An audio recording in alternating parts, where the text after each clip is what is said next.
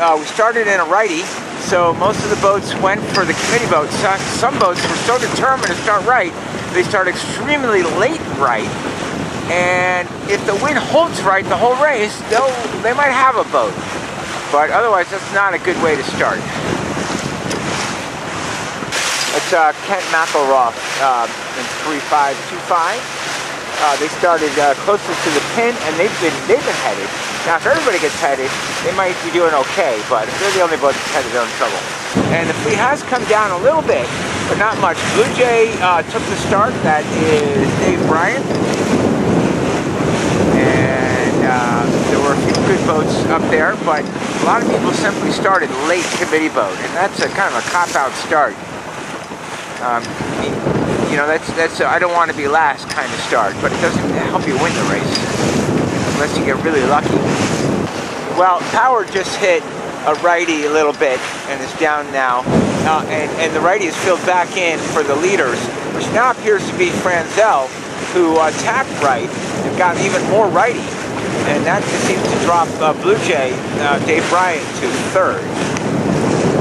That looks like Wasabi. Tim O'Day perhaps has them in second. And that's assuming the righty holds. If the righty doesn't hold, then Blue Jay will be ahead of Wasabi.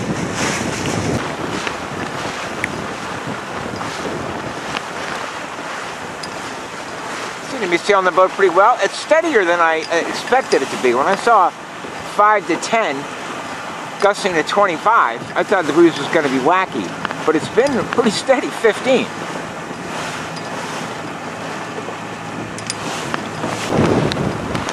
Franzel's still in first. Been really steady over there. Really steady breeze. It may even be laying the mark.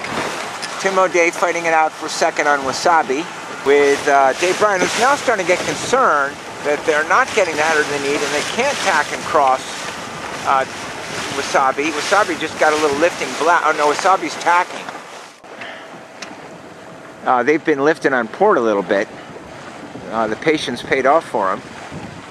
And they will be. Now here's Franzel leading here, about to go for the hoist. Pre-feeding the guy a little bit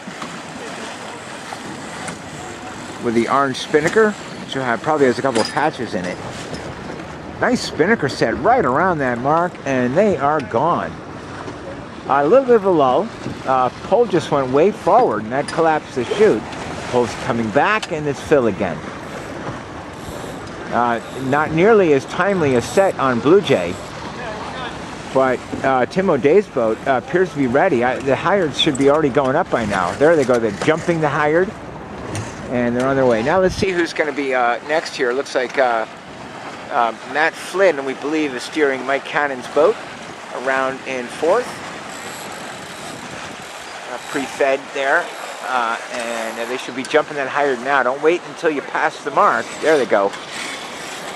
And next boat around is the racing class on Stiletto in fifth, followed by John Power in sixth, who had a pretty good start, but was not locked into the righties like the early leaders were.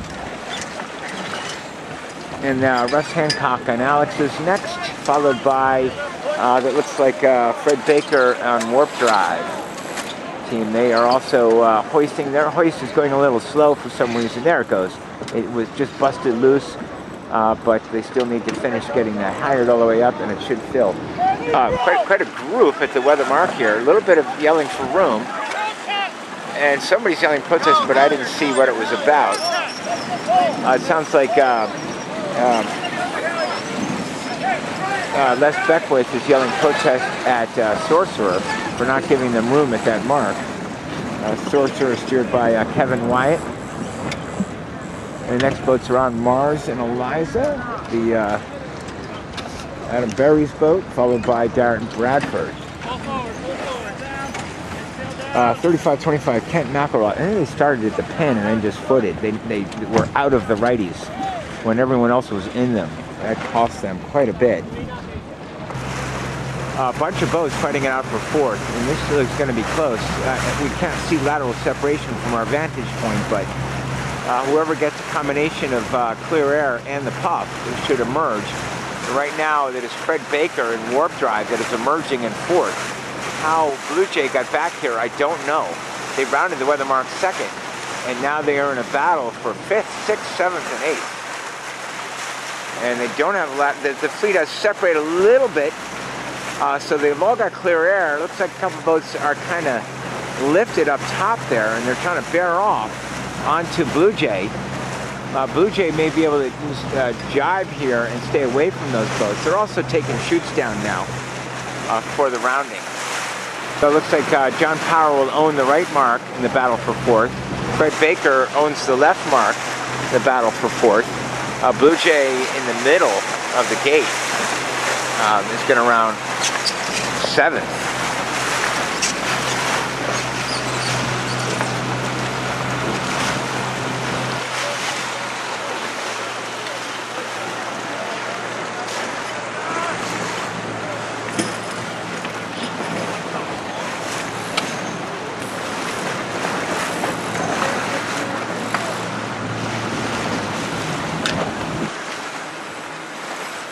A little wide on that rounding by Eliza, very wide. The next boat is taking their chute down a little bit early, and that could help them out.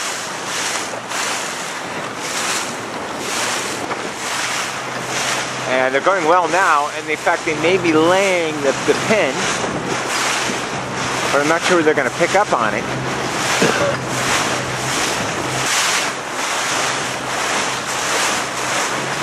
We'll try to find out what happened on that run in between races. It's a little bit of finish line action, but I think it all sorted itself out. Dave Bryant had attacked the blue boat, and he got his bow across, but then he had attack into 355. They were able to shoot and get their bow across also. And so I think it worked out for him with no fouls. The line doesn't look that bad, although it is a bit boat favored in these righties for sure.